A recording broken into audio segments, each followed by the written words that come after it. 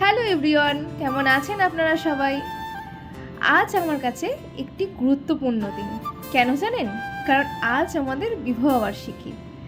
আর আজ আমাদের কোনো রকম প্ল্যানিংই ছিল না, কারণ আমি ছিলাম দিদির বাড়িতে আর ও ছিল বাড়িতে।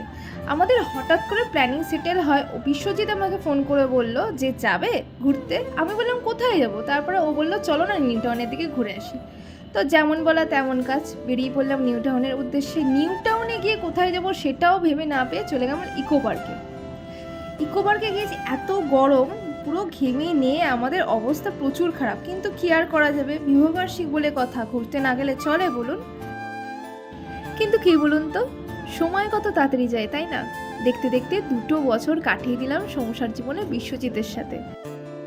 এখন আমি অনেক কিছু শিখে গিয়েছি সংসার জীবনে, নিজেকে নিজের মতন করে গুছিয়ে নিতে শিখে গিয়েছি।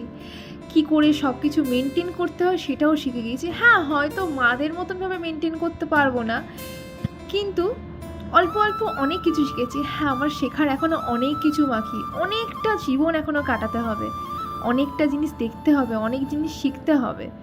কিন্তু এই 2 বছরে আমি অনেক কিছুই শিখেছি বিশ্বজিতের কাছ থেকে। যাই হোক, আমাদের এখানে সন্ধ্যের মধ্যে বেরাতে হবে, কারণ বিশ্বজিৎ যাবে বাড়ি আর আমি যাব দিদির বাড়িতে, কারণ বাবা নদীকে আমার মাথা খারাপ করে দিচ্ছে, ওকে নিয়ে ঘুরতে বেরোতে হবে।